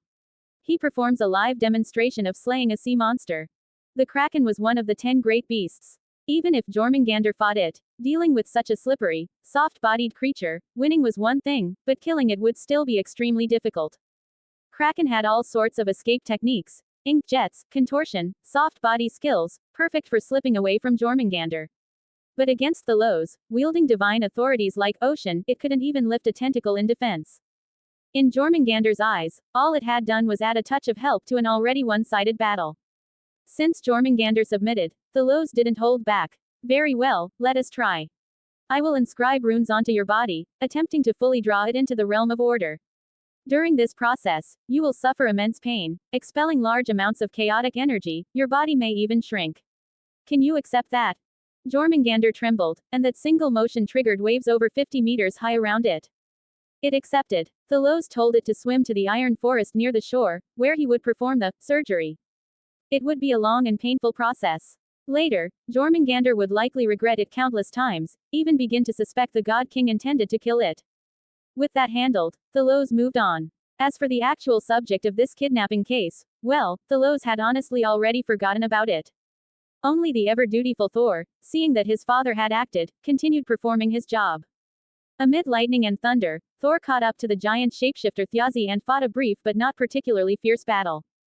Maybe it was just coincidence, but it seemed that all who were skilled in shapeshifting lacked any real combat power. Loki was like that, and apparently Thjazi wasn't much different. To be fair, Thjazi really did love Idun. When Thor came crashing in with no regard for her safety, Thjazi, still in eagle form, released her from his claws and launched a desperate charge at Thor. It was a headlong charge into death. Against the Aesir's top enforcer under the God King's banner, Thjazi, dead. After instantly killing his opponent with one hammer strike, Thor even doubted if he'd really just slain a kidnapper. Only after flying back and catching the youthful goddess Idun did he learn the whole story. Thjazi had fallen in love with her. Disguised as an eagle, he evaded Heimdall's surveillance and observed Asgard from above for a long time. Upon noticing Idun's trusting nature, he disguised himself as Loki and abducted her. Thor knew that Idun might have suffered during her captivity. Whether to forgive her experiences or not, that was her husband Bragi's concern. Thor's job was only to bring her back safely. After all, the old pure-blooded Aesir only cared about one thing, whether they still had golden apples to maintain eternal youth. No one gave a damn about what Idun had gone through. When Thor and Loki successfully returned Idun to Asgard, Thor naturally received praise from the pure-blooded Aesir. As for Loki, those haughty gods originally intended to stiff him as usual. But then, the voice from the divine throne spoke. This time, Loki played a major role. He not only contributed his wisdom. When the giant Thjazi used the sea monster Kraken as a shield, it was Loki who summoned his son, the great serpent Jormungandr, to aid in subduing it. That's what allowed Thor to safely bring Idun home. In fact, Loki's contribution in this rescue exceeds even Thor's. Yes, Thunder Brother Thor nodded loyally in agreement. Now it was the pure-blooded Aesir who felt awkward. Maybe we'll call it even. Seeing they still wanted to wriggle out of it, Thalos's expression darkened deeply. In that moment, he understood why, in epic tales, nearly every Norse god was a scheming scoundrel. Odin took his benefits and then pretended nothing happened. These self-proclaimed noble Aesir were all the same, not a single decent one among them. HMPH. Thalos let out a cold snort, his vast divine might rippling outward. Every Aesir god present fell silent. Thalos said coldly, "Did Loki merely save Idun? No, he saved your lives. Compare the pranks he once pulled with the lives he just saved. Which is more important? If you can't tell, then you don't deserve to live. Leave the Aesir, and forget about golden apples." The Aesir gods trembled and fell silent. In the end, they could only lower their heads, walking one by one to Loki, bowing in apology. Whether it was sincere or not didn't matter, those thank yous sounded heartfelt enough. Did Loki care if they meant it? He didn't. What he did enjoy was that feeling, when those who resented him had no choice but to bow before him. Ha ha ha, gentlemen, you're too kind. Don't worry, next time trouble arises, you can count on your friend Loki. If looks could kill, Loki would have been tortured a dozen times over by now. Not that he cared. His daughter had risen in status, and now it seemed his second son might survive after all. Suddenly, Loki began to feel a renewed sense of belonging to the Aesir. Thalos was happy. Loki was happy. So naturally, someone had to be unhappy. Right, Odin. When Odin heard about it, his face turned black. Bragi, by nature timid, was someone Odin had long stopped placing hope in, but that didn't mean he would allow Bragi to separate from Idun. After all, Idun's golden apples were a strategic resource. Check out my Patreon for plus 200 additional chapters in all my fanfics. Only $5 per novel or $15 for all. www.patreon.com/mutter closing square bracket. Plus 50 power stones equals plus 1 extra chapter. Plus 5 reviews equals plus 1 extra chapter. 1 comments 0 vote. Chapter 97. The evolution of the Sword of the Nine Realms. Some things only feel truly precious once they're lost. When the elderly Aesir gods first emerged from their icy slumber, many of them thought they didn't have long to live. Who would have guessed that God King Thalos would defeat the Vanir gods and bring back the goddess Idun, bearer of such a divine treasure? At first, they were genuinely grateful to Thalos. But gratitude, like all things, has an expiration date. Once they grew accustomed to the luxurious life of a golden apple each month, once they returned to youth, they gradually forgot who had given them that second chance. Ungrateful wolves aren't exclusive to the human world, the divine realm has plenty too. Whether they wanted to admit it or not, their god king was clearly the one capable of keeping everything in order and handling any trouble. Realizing that their apples came from Thalos, and not through Idun's husband, the god of poetry, Bragi, caused their loyalty to Odin to cool considerably. Thalos controls the apples. What does Odin have to do with anything? Some Aesir gods even snuck over to report to Thalos. Thalos scoffed outwardly but was already on guard against his foolish little brother. He kept firmly in mind the rule: when it comes to being stupid at critical moments, Odin never disappoints. But Thalos's current focus was still suppressing the spread of chaotic energy. Over the years, he had subdued Loki's 3 children and seemed to have successfully reversed the trend of Ginnungagap spiraling into chaos. Most notably, the clearest sign of change appeared in the Sword of the Nine Realms after he killed the Kraken. This truly is a surprise. Thalos took out that sword of Vanaheim and examined it carefully. If anyone dared to sketch the God King's divine sword now, they'd immediately notice the incredible changes it had undergone. The initial versions of the 9 swords were nearly identical in appearance. All had hilts made from the world tree's branches, blades forged from each realm's finest metals, with matching guards and pommels. The only differences lay in the powers imbued within each one. That was how things used to be. But after Odin, serving under Thalos, killed the Vanir king Njord, and Thalos himself inherited the divine domain of ocean, that sword of Vanaheim began to change form.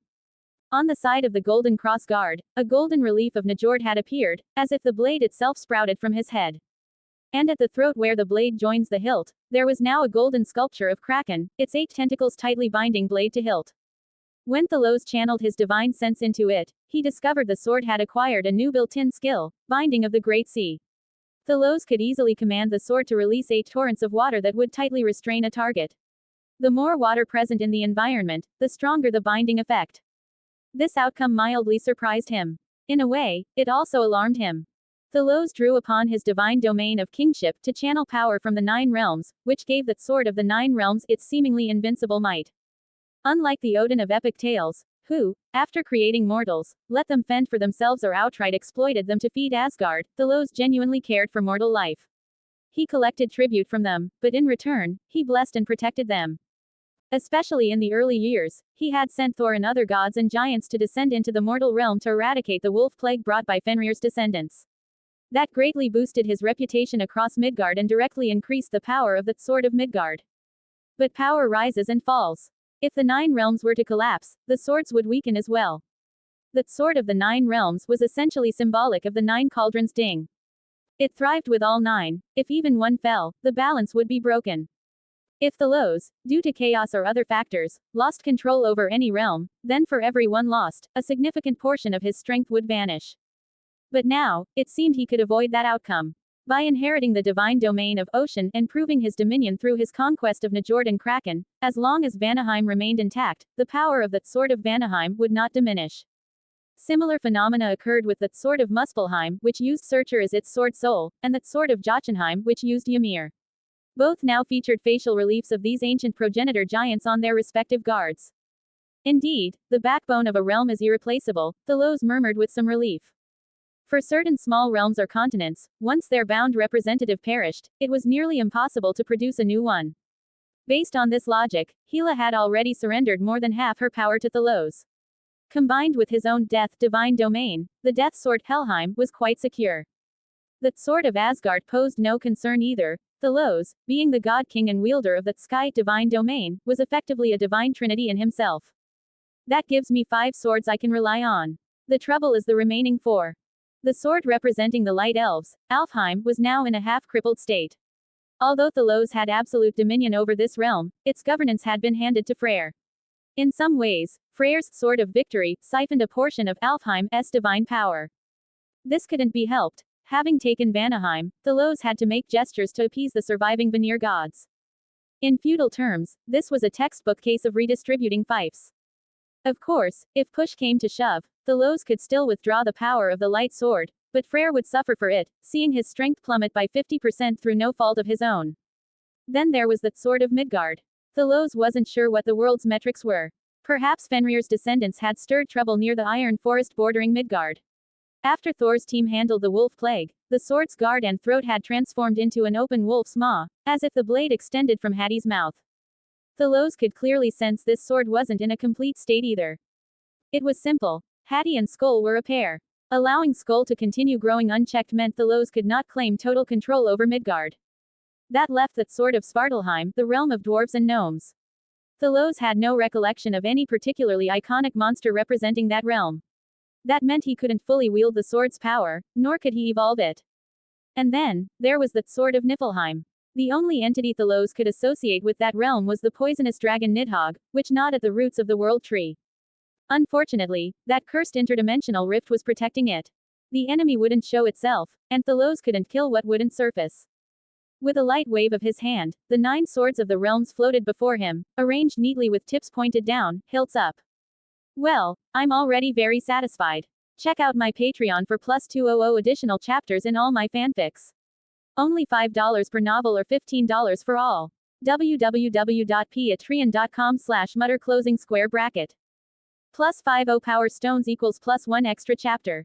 Plus 5 reviews equals plus 1 extra chapter. 0 comments 0 vote. Chapter 98. Freyr chooses a bride. In the old epics, when Thor and Loki set out to rescue the goddess of youth, Idun, they endured many hardships. After shaking off Kraken's pursuit, Thor even traveled to the land of giants, where he was mocked and challenged by the then giant king, Loki, and had to compete against a group of uniquely skilled giants. Thor got thoroughly beaten, miserably so. But in this life, where's the land of giants?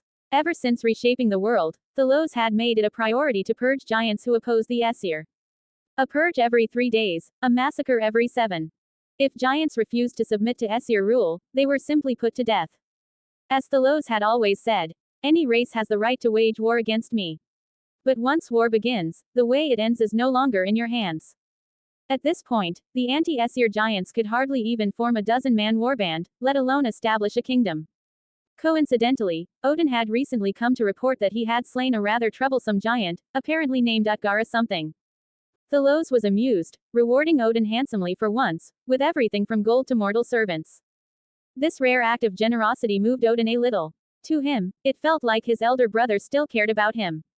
Of course, with Odin's take all the credit, dodge all the blame attitude, any gratitude was fleeting, he'd soon go back to complaining about Thalos again. Odin, no matter how you raised him, was just not dependable. Given that, Thalos naturally focused on nurturing those who were loyal. Recently, he had a small but pressing issue, Freyr. This widely acknowledged most handsome of the Aesir refused to take a wife, refused to have children, and wasn't even interested in women. This vexed Thalos deeply. Some of the gossip-loving pureblood Aesir had already begun spreading rumors that Freyr was Thalos's male lover. Thalos could barely keep his composure. Seriously, I've betted giantesses, romanced Valkyries, practically swept through every single Aesir goddess, and you people still have the nerve to spread that rumor. And Freyr wasn't Loki, his orientation was perfectly normal. He just hadn't found the right woman yet. Thalos hadn't cared much at first. But remembering Freyr's notoriously stupid move in the epics left him speechless. Can you believe it? Freyr, trying to court a woman, gave away his own sword of victory to a random messenger. The sword, feeling abandoned, lost its sword soul and became an ordinary object. Later in Ragnarok, Freyr fought Surtur with a deer antler, and died from exhaustion.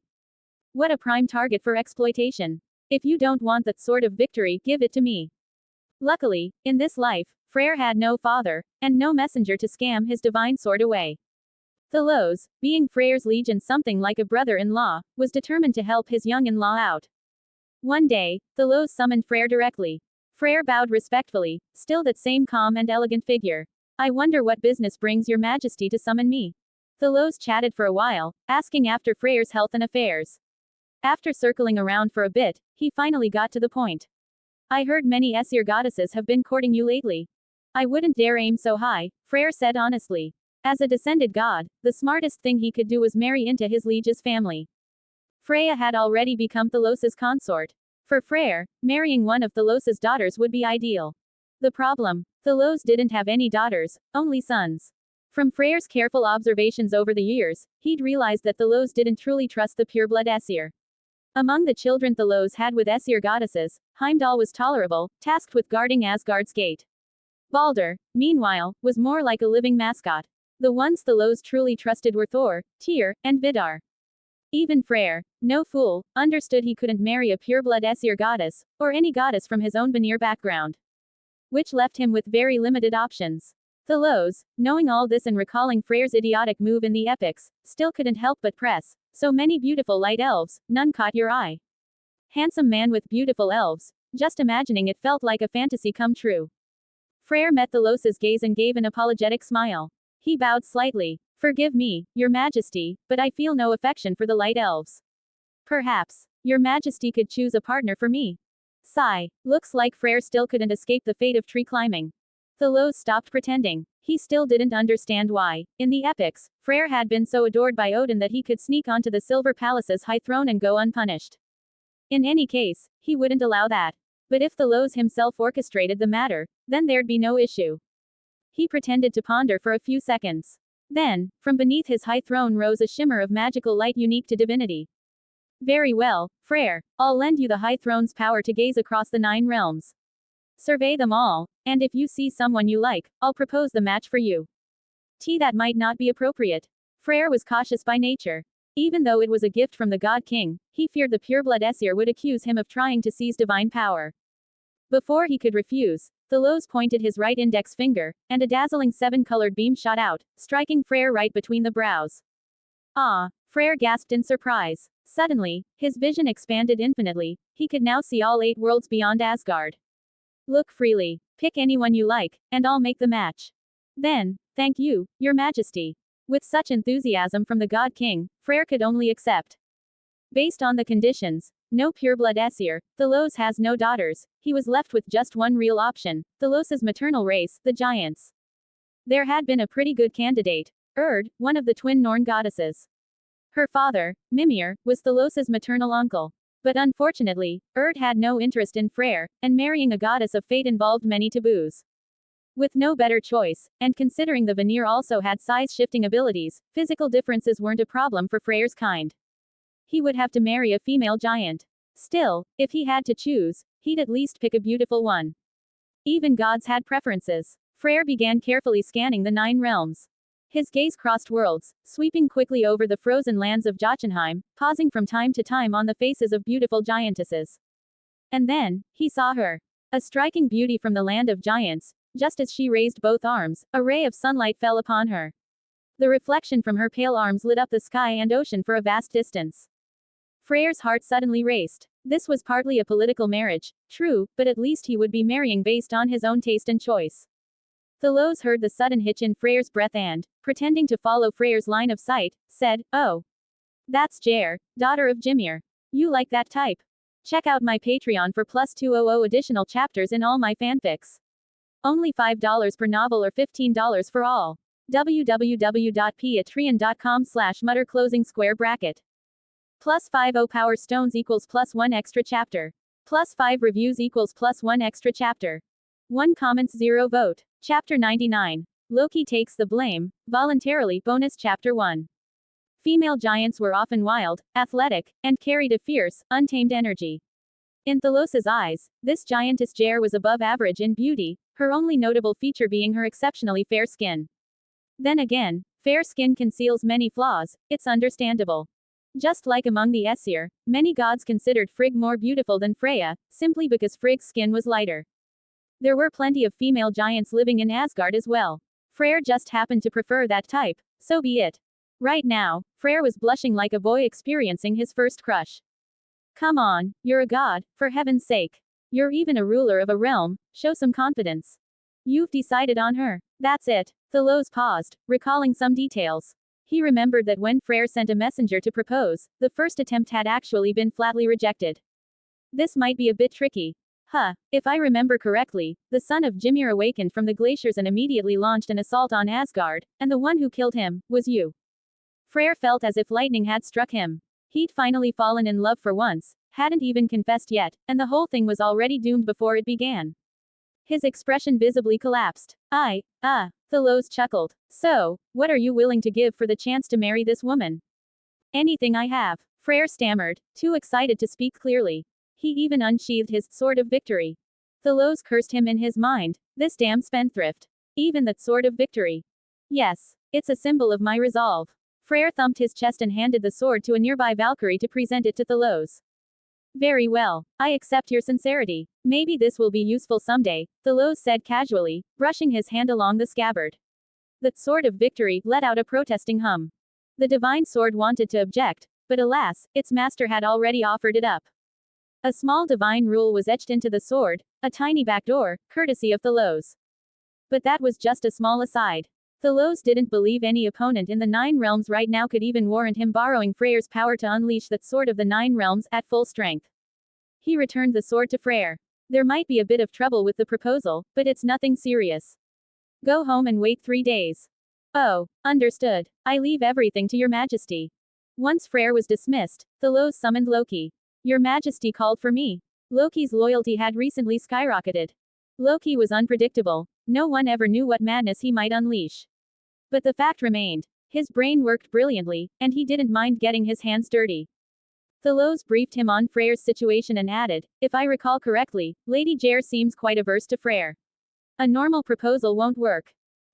Your majesty means, I may need you to step in, Lord Loki. Play the role of a wicked god. Give Lady Jair a little scare. Loki, who'd been bored out of his mind lately, instantly perked up. A wicked god. I am a wicked god. Just not quite wicked enough. Outwardly, Loki spoke righteously, to carry out your majesty's will, a little damage to my reputation is nothing. Thalos's eye twitched. You still think you have a reputation? Yours has been in the negative for ages. But as God King, he couldn't just say that out loud.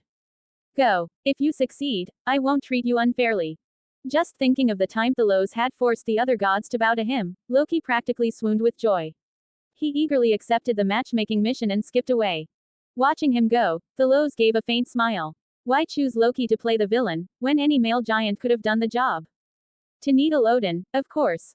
Even though Thalos always notified Odin in advance when assigning Loki tasks, Odin, with his needle-sized capacity for trust, was never going to fully trust Loki again. Hadn't he been clinging more tightly to his son's valley and braggy lately? Two birds, one stone. Sure enough, when Odin heard Loki had once again run errands for Thalos, his expression looked like he'd swallowed half a fly. This time, Loki's matchmaking mission was much easier than in the epics. In those tales, Jotunheim was enemy territory. But now, all Loki had to do was borrow Freya's eagle feather cloak and fly over from his palace in Jotunheim. And as expected, exactly as expected.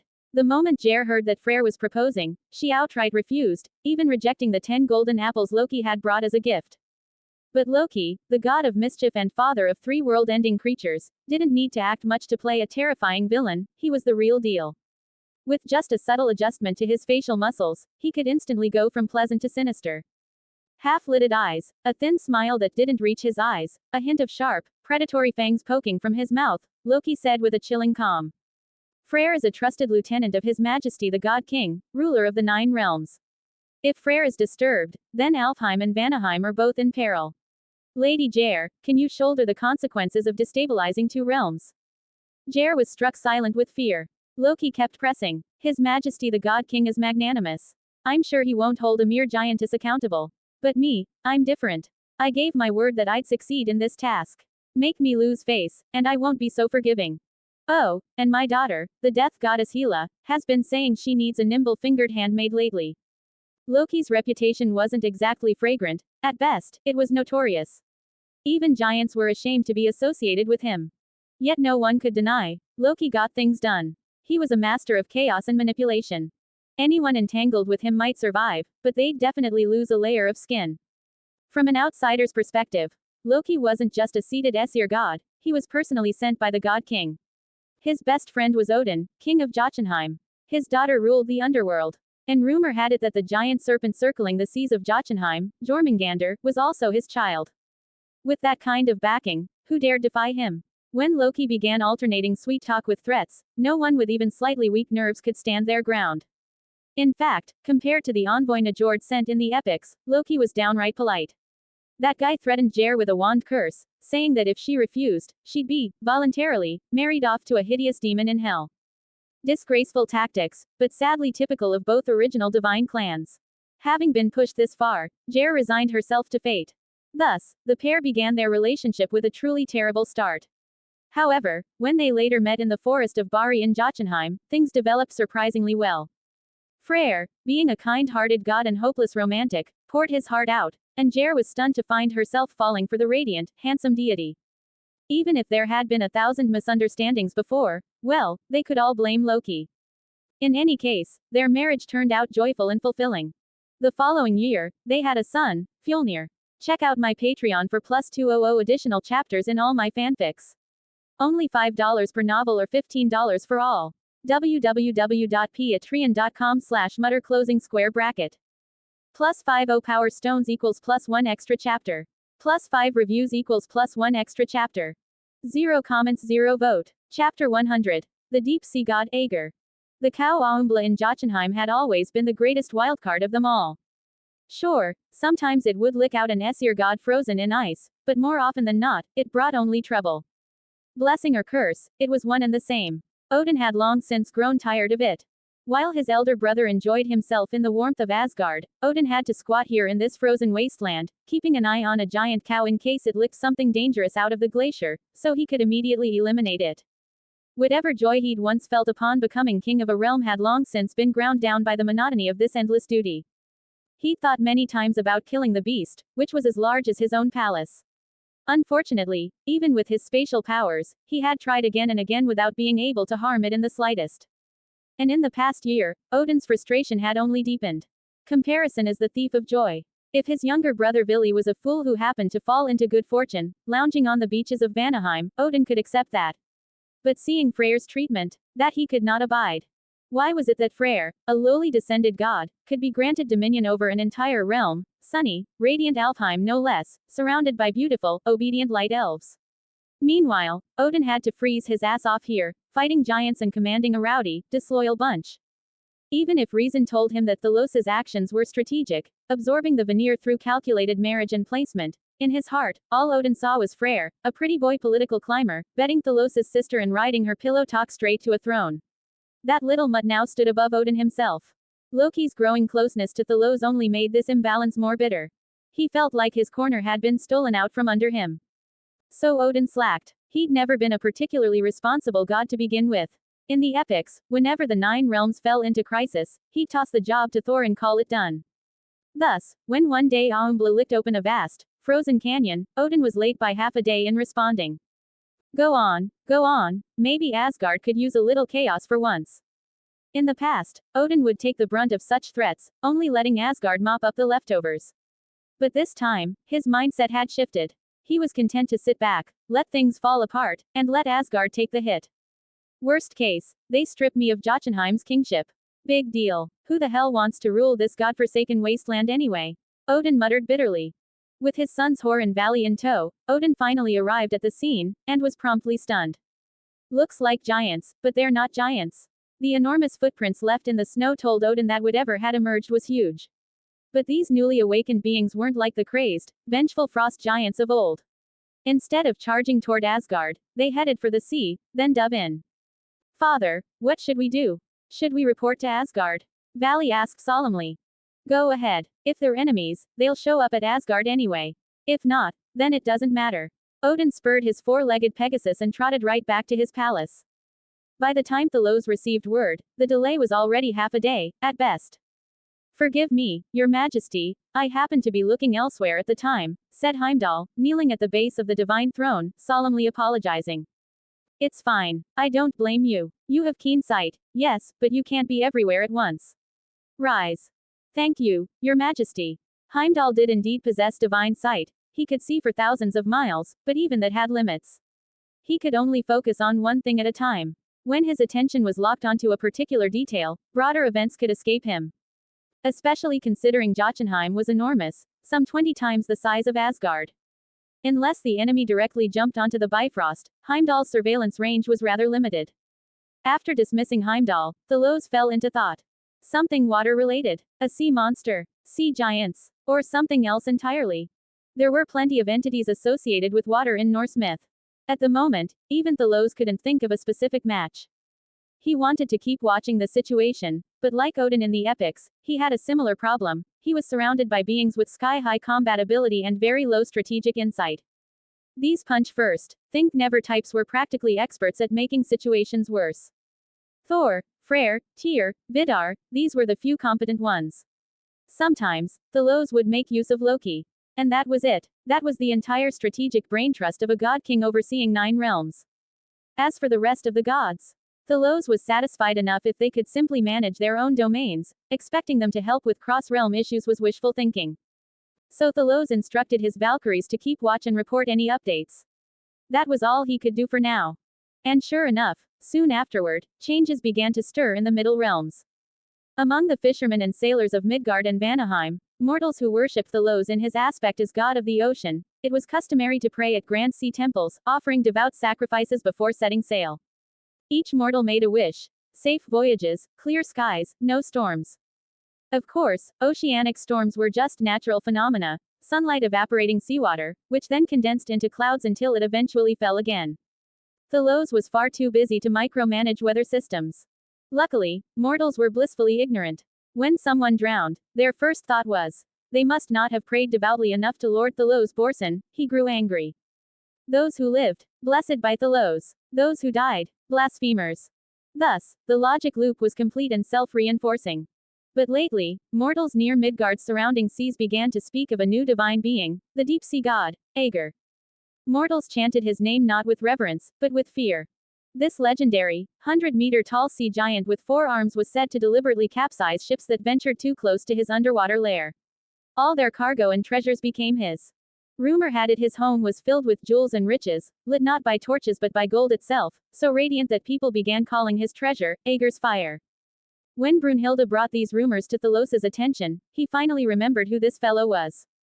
Ah, it's him. Seated on the divine throne, Thalos rubbed his temples. Being God King was no easy job. To rule all 9 realms meant that whenever a new challenger emerged, he had to respond. Whether to crush them or recruit them was a separate matter. But another thing stood out. Aegir's domain was water, overlapping with Thalos' current divine domain of ocean. In theory, Aegir's jurisdiction was even broader than Thalos'. And if that's the case, well, there's nothing left to say. Beat him. Check out my Patreon for plus 200 additional chapters in all my fanfics. Only $5 per novel or $15 for all. www.patreon.com/mutter closing square bracket. Plus 50 power stones equals plus 1 extra chapter. Plus 5 reviews equals plus 1 extra chapter.